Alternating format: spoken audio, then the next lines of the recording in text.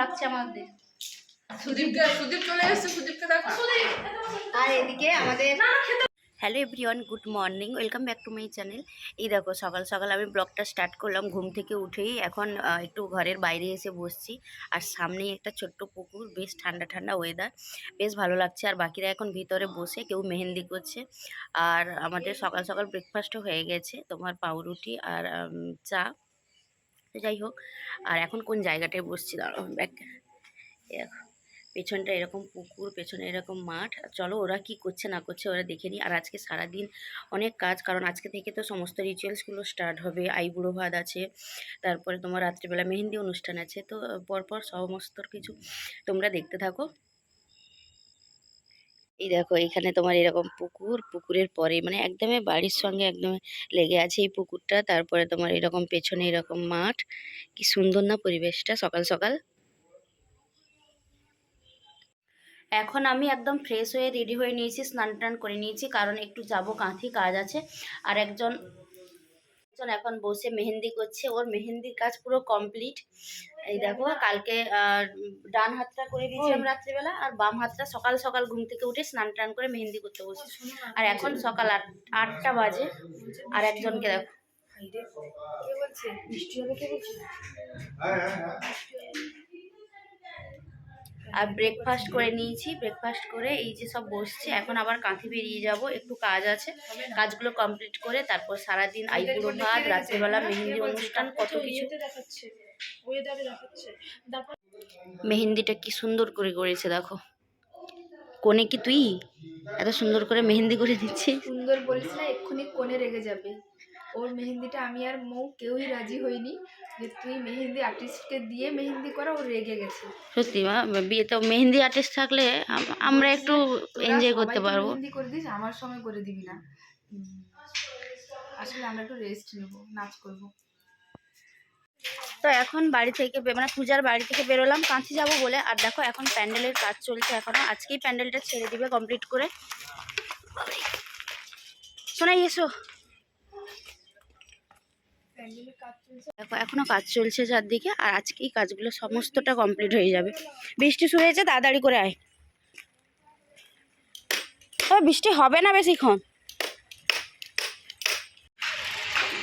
সকাল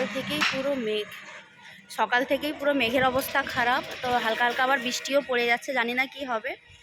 তো সব কিছু ঠিকই হবে। তো বৃষ্টি পড়লেও দুপুরটা পড়বে, তারপরে হয়তো বন্ধ হয়ে যাবে। কিন্তু মেঘটা দেখো, মেঘ দেখে কিন্তু ভয় লাগছে। এত প্ল্যানিং, এত কিছু, এইরকম যদি বৃষ্টি হয় সত্যিই অসুবিধা হয়ে যাবে। আমরা এত প্ল্যান করে রেখেছি, জানি না কী হবে। সব কিছু যেন ঠিকঠাকভাবে সমস্তটা হয়ে যায়। তুই যে চুল কাটিসনি কেন না? যে এখন টোটো আসছে, যাব। আর বিয়ের কোণে এখন হেনা লাগিয়ে ঘুরে বেড়াচ্ছে আমাদের জন্য। কোথায় আসছে? এই যে প্যান্ডেলের কাজ চলছে, একটা তো জায়গা নেই। তো এই দেখো কাঁথি ঢুকে গিয়েই এসছি, একটু সোনা দোকানে এসছি জামি নিতে। আর এখানে একটু মানে গিফট তো দিতে হবে, তো ওটাই কি দিই না দিয়ে দেখি, এখানে কিছু দেখি কি দেওয়া যায় ওকে বিয়েতে। আর তো ওই জন্যই দুজন এসছি, এই যে দুজন মিলে এসছি, কি নিব দেখি এখন। তোমাদের ব্যাক ক্যামেরা করে দেখাচ্ছি। তো ওর জন্য দেখছিলাম কিছু পলার আংটি, তারপরে পলার লকেট, তো এইগুলোই দেখছিলাম। আর তার মধ্যে দেখি এদিকে না রূপোর খুব সুন্দর সুন্দর পেন্ডেন্ট, কানের টপ খুব সুন্দর। আমি এর আগে দেখিনি যে রূপোর এত সুন্দর কানের টপ বা এইগুলো হয়। তো দেখলাম অনেক কালেকশান ছিল, আমারও বেশ ভালো লাগছিলো। ওই 450-500 টাকা এরকম করে সব দামগুলো ছিল।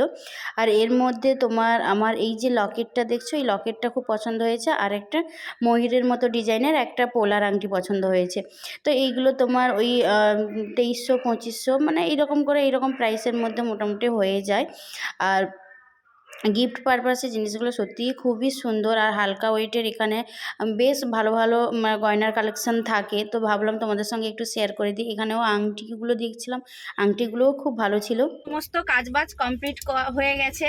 এই যে বিয়ের কোণের জন্য গিফটও নিয়ে নিয়েছি, আর আমাদের টুকটাক কেনাকাটা ছিল, এগুলো কিনে নিয়ে এখন জয়দেব আনতে এসেছিলো ইমোটেও না জয়দেব এখন নিয়ে যাচ্ছে, আর এখন আবার যাবো ইয়েতে। ওই এই যে জামাই বাবু বলতে পারিস না, জয়দেব জয়দেব কি জামাই বাবু হয় তোদের? এই যে ক্লাসমেট, না দেখ আমার ফ্রেন্ড, আগে আমার ফ্রেন্ড, তারপরে ওইদিকে জামাই বাবু। জামাই বাবু বলবি তো? সব বড় কথা, বিয়ের মধ্যস্থ আমি। মধ্যস্থ গিফট কই বলতো? এইটা আমার মাকে দেখাই বা দাঁড়া মধ্যস্থের গিফট কোথায়? আমার মাকে দেখাই। আমি ফাইনাল মধ্যস্থ করেছিলাম না, আমি ওকেই বিয়ে করব। তখন আমি বাড়িতে এটাই জানিয়েছিলাম, আবার ছেলের বাড়িতেও গেছে। আমি মেন মধ্যস্থ, কিন্তু দুঃখের বিষয় একই দিনে বিয়েটা হয়ে গেছে। কিন্তু না হলে আমি মধ্যস্থ গিফট নিয়ে নিতাম, একটা শাড়ি পেতো। একটা শাড়ি পেতাম সত্যি। এখন যাই ওর বাড়িতে গিয়ে একদম আবার রেডি হব। না তো কাঁথি থেকে স্পর্ধার ঘরে এসে এই রেডি হয়েছি সাদা লাল শাড়ি পরে, কারণ পূজার আইবুড়ো ভাত। তো এই কারণে এইভাবেই সেজেছি আইবুড়ো ভাতের জন্য, সবাই সাদা লাল শাড়ি পরছি। তো চলো ব্লগটা দেখতে থাকো।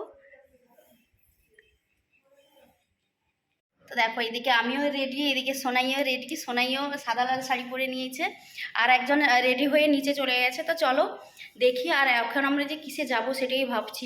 তো এখন তাড়াতাড়ি করে যাওয়া যাক। আর আজকে একদমে ব্যাগ ট্যাগ নিয়েই একদমে বেরিয়ে যাচ্ছি, কারণ কালকে একদম গায়ে হলুদ শেষ করে তারপরে আবার এখানে এসে তারপরে রেডি হব।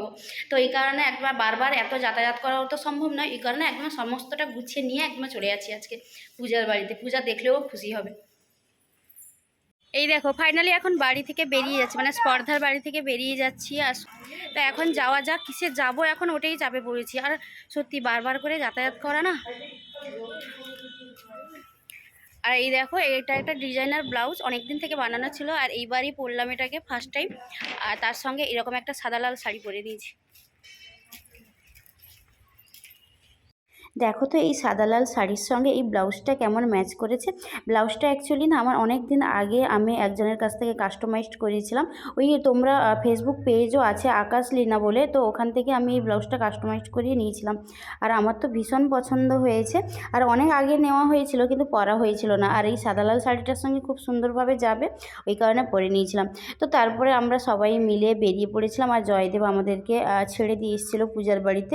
তো চলো এখন যাওয়া যাক, দেখি গিয়ে কি হচ্ছে। বাড়ির সামনে এখন চলে এসেছি, ব্যাগ থেকে জিনিসপত্রগুলো নামছে। আর এদিকে প্যান্ডেলও অলমোস্ট কমপ্লিট, আর সামনে গেটটা সাজানো হয়েছে, একটু কাজ বাকি আছে। তো কীরকম সাজিয়েছে তোমাদেরকে দেখাই দাও। আর একজনকে দেখো ফুল টুল নিয়ে, এখন ওর আইবুড়ো ভাতের ফুল টুল সমস্ত কিছু কিনে এখন যাওয়া হচ্ছে। এই দেখো প্যান্ডেল, এই যে কাজ চলছে।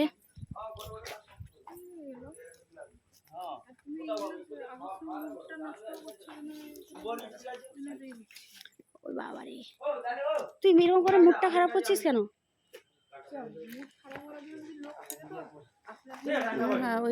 এই দেখো আমরা এখন দুপুরবেলা আগে খাওয়া দাওয়া করে নিচ্ছি, আর পূজার আইবুড়ো ভাত একটু পরেই হবে, তার আগে আমরা খেয়ে দিচ্ছি। 5 রকমের ভাজা, মাছের ঝোল, মাছের টক, শাকের তরকারি, অনেক রান্না বান্না। এই যে 4 জন বসছি সাদা লাল শাড়ি পরে। সুদীপ দেখ কেমন লাগছে আমাদের। সুদীপ চলে এসেছে, সুদীপকে দেখো। আর এদিকে আমাদের বন্ধু ফটোগ্রাফার সুদীপ, ও চলে এসছে। পূজাও রেডি হয়ে গেছে, আর এই সময় কাহিনীটাও চলে গেছে।